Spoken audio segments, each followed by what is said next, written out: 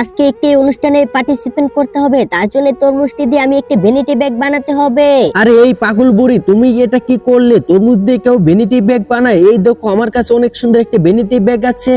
আরে ভাই, তাহলে আপনি আপনার ভ্যানিটি ব্যাগটি আমাকে দিয়ে দেন। আরে এই গরিবের বাচ্চা, তুই আমার ভ্যানিটি ব্যাগ চাস? তোর তো সাহস কম না, তোর কাছে থাকবেই না। আরে দাদি, তুমি কান্না করছো কেন?